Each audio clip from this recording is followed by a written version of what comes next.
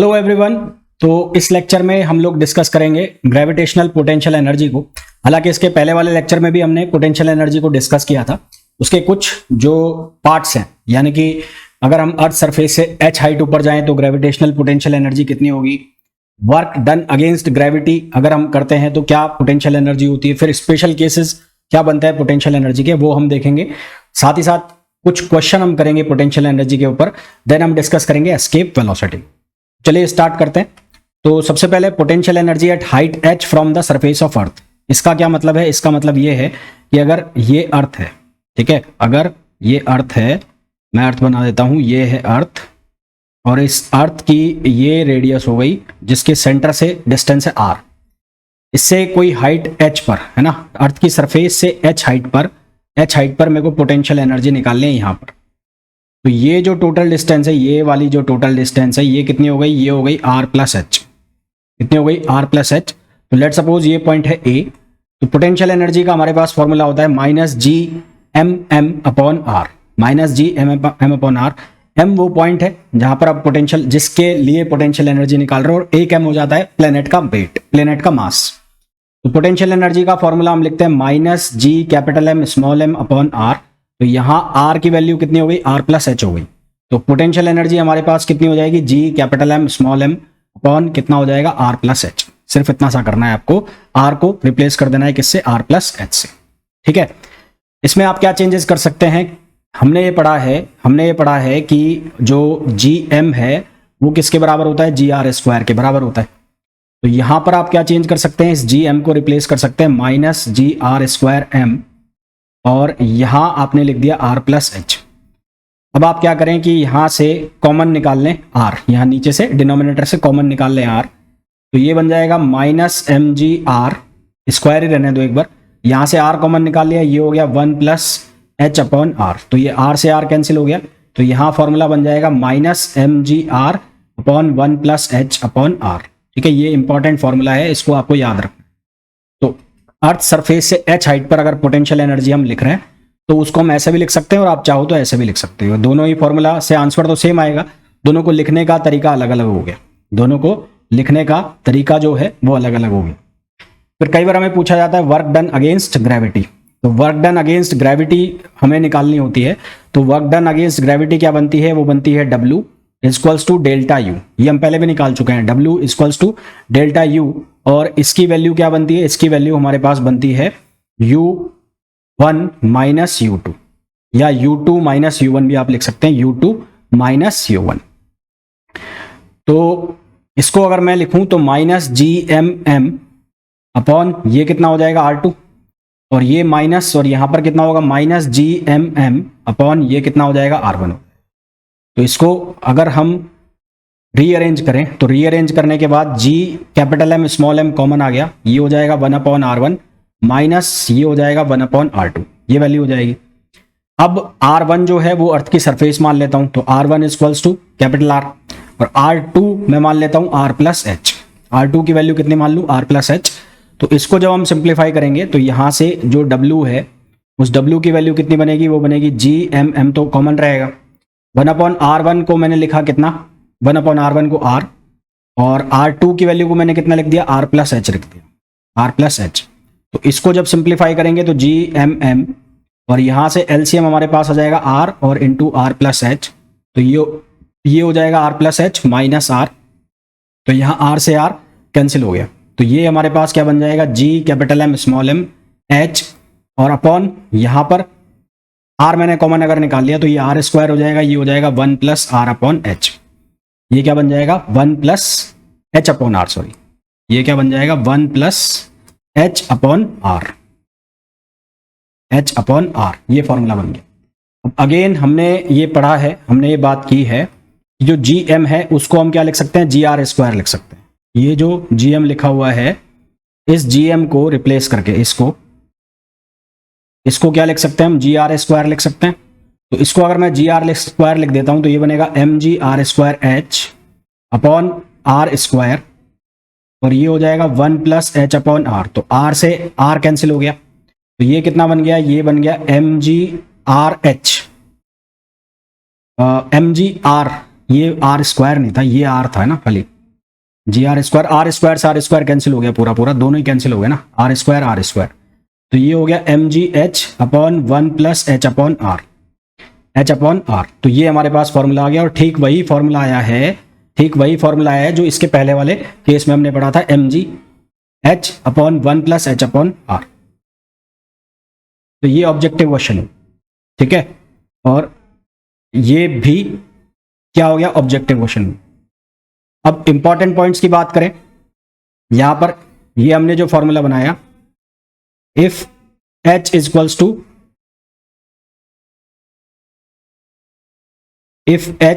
To NR, H की value यदि हम NR रख देते हैं तो हमारे पास क्या फॉर्मूला बनेगा, W equals to mgNR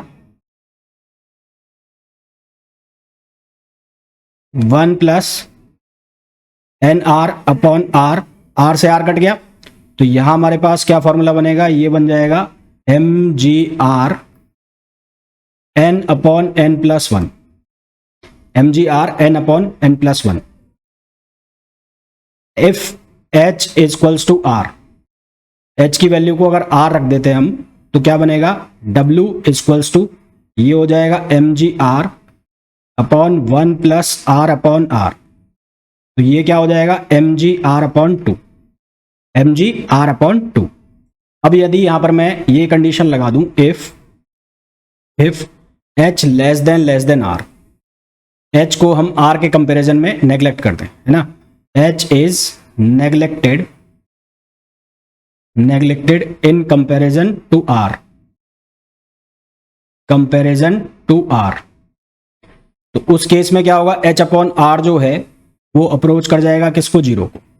H upon R 0 को अप्रोच कर जाएगा तो हमारे पास जो वर्क डन बचेगा वो कितना बचेगा, mgH बचेगा। ये जो भी मैं चेंजेस कर रहा हूं वो सारे के सारे किस फॉर्मूला के अंदर कर रहा हूं, ये जो फॉर्मूला आपको दिख रहा है ये वाला, इसके अंदर मैं सारे चेंजेस कर रहा हूं। अब बात करते हैं हम आगे क्वेश्चंस की। क्वेश्चन नंबर फर्स्ट जो है उसमें बोला गया है, energy required to move a body of mass m from an orbit of radius 2r to 3r, 2r से 3r रेडियस में ले जाने के लिए जो एनर्जी है वो कितनी चाहिए। तो एनर्जी लगभग किसके बराबर होगी, वर्क डन के बराबर होगी। तो यहां से W बराबर किसके हो जाएगा, डेल्टा U। तो इसको हम क्या लिख लेंगे, U2 माइनस U1। क्या लिखा जाएगा, ये लिखा जाएगा minus G small m upon ये हो जाएगा R2 प्लस ये हो जाएगा GM m upon R1। R2 की जो वैल्यू है वो कितनी हो गई, 3R, और R1 की जो वैल्यू है वो कितनी हो गई, 2R। तो यहां से हम सॉल्व करें, W equals to minus G m small m, R2 की वैल्यू कितनी, 3R, और plus G capital M small m upon ये वैल्यू कितनी, 2R। तो यहां से हम इसको सॉल्व करेंगे तो ये इसका एलसीएम आ जाएगा कितना, 6R। तो ये कितना हो जाएगा, 2, तो ये बनेगा माइनस 2GM स्मॉल m, और ये कितना हो जाएगा, 3, तो ये हो जाएगा 3GM स्मॉल m। तो फॉर्मूला हमारे पास बन जाएगा GMM अपॉन 6R। फॉर्मूला के आंसर हमारे पास आ जाएगा GMM अपॉन 6R। और अगर इसको हम चेक करें तो हमारे पास जो करेक्ट आंसर आ जाएगा वो आ जाएगा ऑप्शन डी। तो ऑप्शन डी इसका करेक्ट आंसर होगा। नेक्स्ट क्वेश्चन पे आइए। नेक्स्ट क्वेश्चन में बोला है, अ body of mass m kg starts falling from a point 2r above the earth surface. ये मैंने मान लिया अर्थ है और ये अर्थ सरफेस से 2r ऊपर बॉडी है, यहां पर बॉडी है और यहां से ये फॉल नीचे गिरना स्टार्ट होती है। Its kinetic energy when its has fallen to a point r above the surface, above the earth surface. जब ये यहां पर है, यहां पर, तो ये पॉइंट अगर मान लो a है और ये b है, तो a से b जब ये आ रहा है तो b पर इसकी जो पोटेंशियल एनर्जी है, काइनेटिक एनर्जी है, वो हमें बतानी है। तो कैसे करेंगे, यहां पर कंजर्वेशन ऑफ एनर्जी हम लगाएंगे। तो जब ये अर्थ के पास आती जाएगी तो इसकी पोटेंशियल एनर्जी क्या होती जाएगी, डिक्रीज होती जाएगी, और इसकी काइनेटिक एनर्जी क्या होगी, इंक्रीज होगी। तो पोटेंशियल एनर्जी में जो डिक्रीज होगा, potential decrease in potential energy, decrease in potential energy बराबर किसके होगा, ये बराबर होगा increase in kinetic energy, increase in kinetic energy. Decrease in potential energy को आप कैसे लिखोगे, इनिशियल माइनस फाइनल, और पोटेंशियल एनर्जी को आप कैसे लिखोगे, K F minus K I, final kinetic energy minus initial kinetic energy. ठीक है, ऐसे लिखोगे।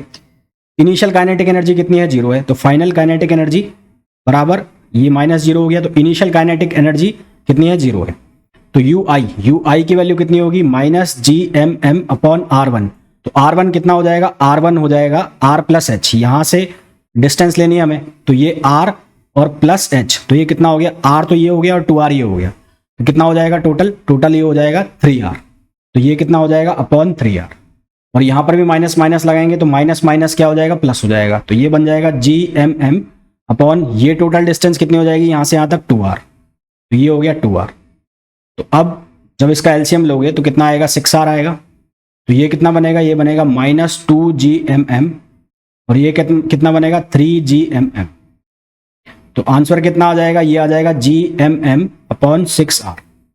तो आंसर हमारे पास कितना आ गया, GMM अपॉन 6r, जो कि ऑप्शन हो जाएगा कौन सा, बी। तो करेक्ट आंसर जो है हमारे पास वो कितना आ गया, बी आ गया। नेक्स्ट क्वेश्चन पे आइए। नेक्स्ट क्वेश्चन में हमें बोला है body of mass m is taken from earth surface to height h, earth surface to height h, earth की सरफेस से h हाइट पर ले जाया जा रहा है, equal to radius of earth, तो h इक्वल्स टू क्या है, r है। The increase in potential energy, तो इंक्रीज इन पोटेंशियल एनर्जी के लिए हमने फॉर्मूला लिखा है W वाला, क्या फॉर्मूला बना था, mgh upon 1 plus h upon r, और चाहे तो आप वो u2 माइनस u1 वाला भी कर सकते हैं, वो आपकी इच्छा है। तो h की वैल्यू यहाँ पर कितनी है, r है, तो यहाँ पर वैल्यू डाल दो, तो ये हो गया mgr, और ये कितना हो जाएगा 1 प्लस r अपॉन r, तो r से r कैंसिल आउट हो गया, तो ये आंसर कितना आ जाएगा mgr अपॉन 2। तो आंसर कितना आ जाएगा mgr अपॉन 2। देखो यहाँ पर ऑप्शन में mgr भी है। एक हमारे पास फॉर्मूला ये भी बना था, आप ध्यान दें कि h if less than comparison to r, तो फिर जो h अपॉन r है वो 0 को अप्रोच कर गया था, तो फॉर्मूला हमारे पास बन गया था mgh, और h यहाँ पर r दे रखा है, तो एक आंसर ये भी आप सोच सकते हो, पर वो नहीं बनेगा, वो केवल तभी बन सकता है जब h लेस देन क्या हो, r हो। नेक्स्ट क्वेश्चन पे आइए। नेक्स्ट क्वेश्चन में हमें बोला है if mass of earth is m, radius is r and gravitational constant is g, then work done to take 1 kg mass from earth surface to infinity. 1 kilogram mass को earth की surface से और infinite तक ले जाने में किया गया काम हमें निकालना है, तो यानी कि W निकालना है। तो W किसके बराबर होगा, डेल्टा U किसके बराबर होगा, UF माइनस UI, UF यानी कि U इनफाइनाइट और UI यानी कि इनिशियल। तो इनफाइनाइट पर जो पोटेंशियल होती है, पोटेंशियल एनर्जी, वो कितनी होती है, 0 होती है, माइनस, और ये माइनस GMM अपॉन ये कितना हो जाएगा, R हो जाएगा, तो ये माइनस माइनस प्लस हो जाएगा, तो ये कितना हो गया प्लस, ये हो जाएगा GMM upon R, GMM upon R, ये वैल्यू आ गई। अब मास जो दिया हुआ है वो कितना kg का है, 1 kg का है, 1 kg। तो स्मॉल m की वैल्यू है यहाँ पर, तो स्मॉल m जो गिवन है वो कितना है, 1 kg, ये 1 kg है, तो W की वैल्यू कितनी हो गई, W की वैल्यू हो गई GM अपॉन R। तो हमारे पास इसका जो सही आंसर है वो क्या आ गया, ऑप्शन बी। नेक्स्ट क्वेश्चन पे आइए। नेक्स्ट क्वेश्चन में बोला है 3 particles each of mass 100 gram are brought from a very large distance to the vertices of an equilateral triangle. तो इक्विलेटरल ट्राइंगल पर ये लेके आए हैं यहां पर, ठीक है। तो यहां पर मान लो मास है 1, यहां पर मान लो कि मास है 2, और यहां पर मान लो मास है 3।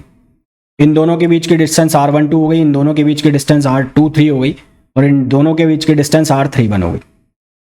तो सबसे पहले आपको इंटरेक्शन एनर्जी के टर्म्स देखने होंगे। तो पोटेंशियल एनर्जी के टर्म्स अगर आपको देखने हैं इस तरह के केसेस में, जब स्क्वायर बन रहा हो, ट्राइंगल बन रहा हो, तो number of terms, number of PE terms, PE मतलब पोटेंशियल एनर्जी टर्म्स, कैसे देखते हैं, n इंटू n माइनस 1।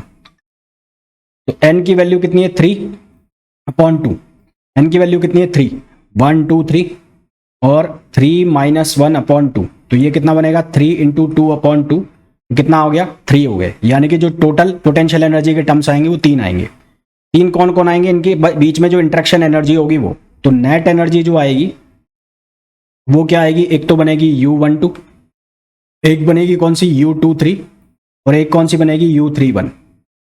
तो U12 कितनी बनेगी, GM1 M2 अपॉन R12, फिर ये कितनी बनेगी GM2M3 अपॉन R23, और एक बनेगी minus GM3M1 GM3M1 upon R31। R12, R23 और R31 इन तीनों की जो वैल्यू है वो कितनी दे रखी है 20 सेंटीमीटर।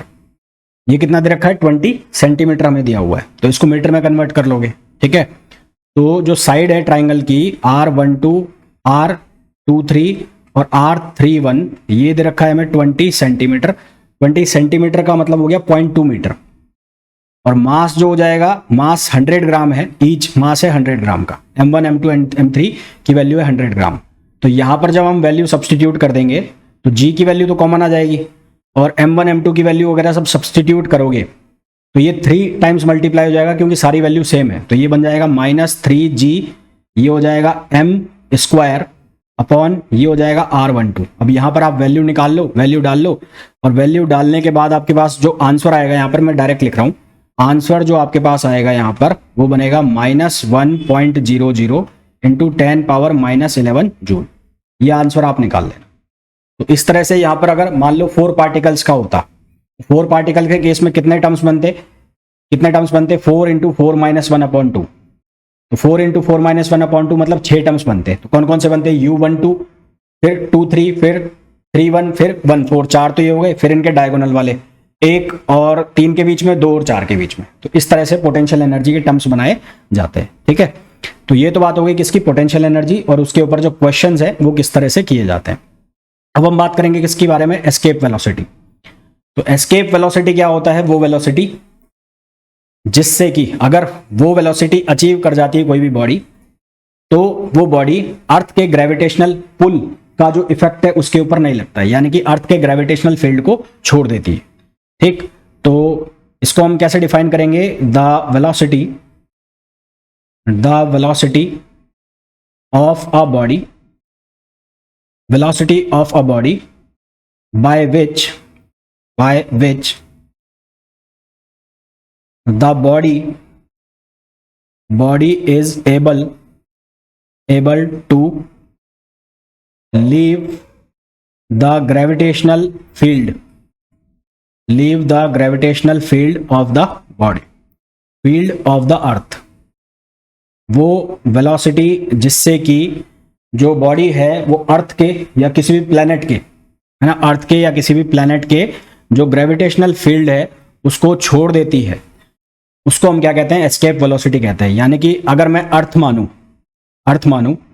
अर्थ जिसकी रेडियस है r, तो यहां से कोई बॉडी चली और वो एस्केप वेलोसिटी का मतलब है अर्थ की ग्रेविटेशनल फील्ड को छोड़ रही है, इसका मतलब इनफाइनाइट मान के चले हम। तो जो वर्क डन की वैल्यू है, वर्क डन जो हम निकालते हैं U2 - U1, जो लिमिट हम लगाते हैं U1 से U2, तो यहां पर वर्क डन की लिमिट मैं लगा देता हूं कहां से कहां तक, R से लेकर और इनफाइनाइट तक। तो ये क्या बन जाएगा, ये बन जाएगा GMM। M क्या हो गया, जो इस बॉडी को हम छोड़ रहे हैं उसका मास, और डिस्टेंस हमने मान ली x, तो x² हो गया, और dx, है ना। ऐसा मान लेते हैं कि ये यहां से कोई बॉडी है और ये जो डिस्टेंस है x है। ठीक, तो ये इसके लिए कितना आ गया, GMM अपॉन, और कितना हो गया x² और इंटू dx। तो इसको जब हम सिंप्लीफाई करेंगे तो हमारे पास क्या बनेगा, यहां से ये बनेगा -GM capital M into small m, और ये बनेगा x, और लिमिट लगा देंगे कहां से कहां तक, लिमिट लगा देंगे R से और इनफाइनाइट तक। तो R से इनफाइनाइट तक लिमिट लगाओगे तो ये बनेगा GMM, और ये बनेगा 1/∞ -1/r। तो इसको जब हम सिंप्लीफाई करेंगे तो हमारे पास वर्क डन की वैल्यू आएगी, कितनी आएगी, GMM अपॉन R। ये वैल्यू आ गई हमारे पास वर्क डन की। अब ये वर्क डन कहां से कहां तक है, R से लेकर इसको कहां तक ले जा रहे हैं, इनफाइनाइट तक लेके जा रहे हैं।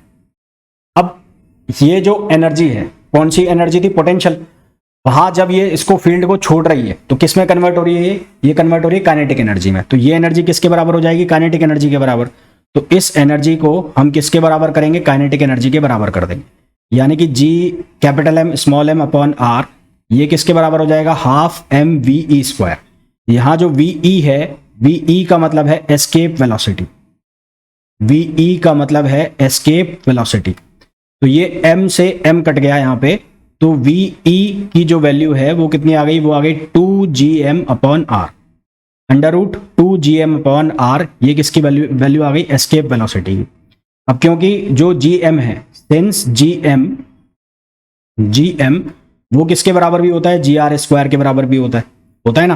तो यहां से ve की जो वैल्यू है उसको हम और कैसे लिख सकते हैं, 2gr² अपॉन r, तो r से r कैंसिल हो गया, तो यहां से ve की वैल्यू कितनी बन जाएगी, ये बन जाएगी 2rg। कितनी वैल्यू बन जाएगी, 2rg बन जाएगी। अब यदि मैं g की वैल्यू सब्स्टिट्यूट कर देता हूं, ठीक है, g की वैल्यू हमने पहले पढ़ी हुई है डेंसिटी के फॉर्म में, तो वी नो दैट जो g की वैल्यू डेंसिटी के फॉर्म में क्या होती है, 4/3 पाई g रो और r। तो ये वैल्यू अगर मैं यहां सब्स्टिट्यूट करता हूं तो क्या बनेगा, देखो ये फॉर्मूला हमारे पास क्या बन जाएगा, ve इक्वल्स टू 2r, तो ये रहेगा, और g की वैल्यू कितनी है, 4/3 पाई रो r और g, तो r² बनेगा, r² बाहर आएगा, r² बाहर आ जाएगा, तो r बाहर आ जाएगा, r क्या आ जाएगा, बाहर आ जाएगा, और अंदर क्या रह जाएगा, 8/3 रह जाएगा, पाई रह जाएगा, और क्या रह जाएगा, रो रह जाएगा, और जी रह जाएगा। तो ये भी एस्केप वेलोसिटी का एक फॉर्मूला बन जाएगा। अलग अलग फॉर्मूला बन जाते हैं किसके, एस्केप वेलोसिटी। अब यहां से जो एस्केप वेलोसिटी है उसके लिए कुछ इंपॉर्टेंट पॉइंट्स बनते हैं, वो आपको याद रखना है। एस्केप वेलोसिटी के लिए कुछ इंपॉर्टेंट पॉइंट्स बनते हैं, वो आपको याद रखना है। जैसे कि पहला पॉइंट है, जो एस्केप वेलोसिटी होती है वो मास से इंडिपेंडेंट होती है बॉडी के मास से, क्योंकि देखो आप फॉर्मूला देखो, ये क्या है, gm/r। तो ये जो मास है, ये मास किसका है, प्लेनेट का, प्लेनेट मास। तो एस्केप वेलोसिटी बॉडी के मास से इंडिपेंडेंट होती है, साथ ही साथ जो डायरेक्शन ऑफ प्रोजेक्शन की जो डायरेक्शन है उससे भी इंडिपेंडेंट होती है। तो ve is independent of mass of the body, independent of the mass of the body, as well as independent of direction of projection, independent of direction of projection of the body। ठीक, पहला point तो ये हो गया। दूसरा point ये हो गया कि यदि आप m/r की वैल्यू को बढ़ाओगे, ठीक है, m/r और gr भाई आपके पास फॉर्मूला जो आया 2gm/r है ना, फॉर्मूले में क्या लिखा हुआ है, 2gm/r। तो यदि m/r की वैल्यू बढ़ती है या फिर rg की वैल्यू बढ़ती है, इस वाले rg की वैल्यू बढ़ती है, या फिर इस वाले rg की वैल्यू बढ़ती है, और rg इज इंक्रीज्ड, यदि ये इंक्रीज्ड होगा तो सीधी सी बात है कि जो एस्केप वेलोसिटी है वो क्या होगी, इंक्रीज होगी। Then ve is also increased, तो ve जो है वो भी क्या करेगी, इंक्रीज करेगी। ठीक, फिर यदि अर्थ की एस्केप वेलोसिटी निकालूं मैं, तो escape velocity of earth,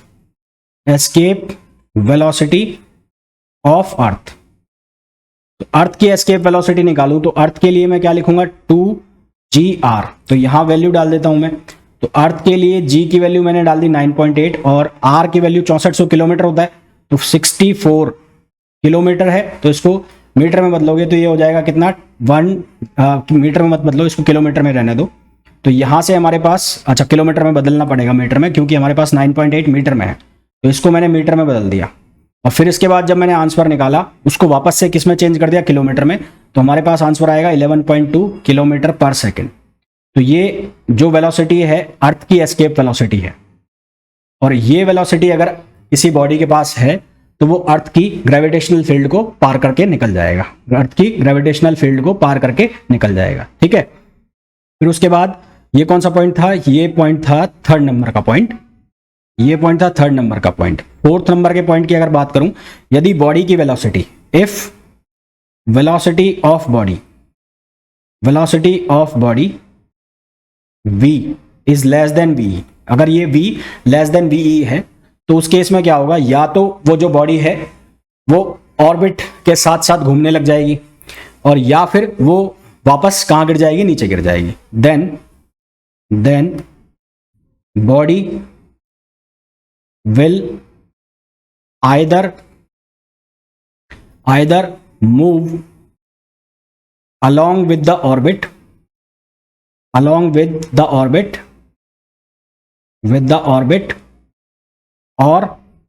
or it falls back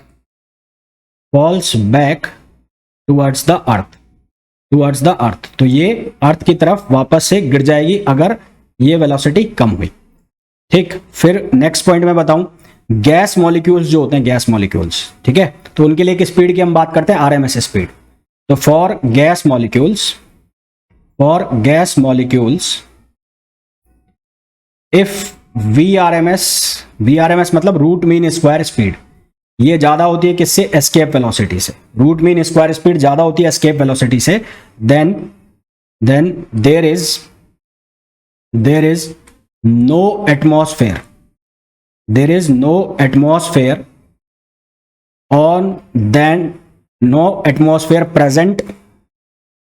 present on that planet। तो उस प्लेनेट पर एटमॉस्फेयर प्रेजेंट नहीं होगा यदि आरएमएस ग्रेटर देन हो जाता है वीई से। तो एटमॉस्फेयर होने की कंडीशन क्या हो गई कि जो गैस के मॉलिक्यूल्स हैं उनकी जो आरएमएस स्पीड है वीई से क्या होनी चाहिए? कम होनी चाहिए।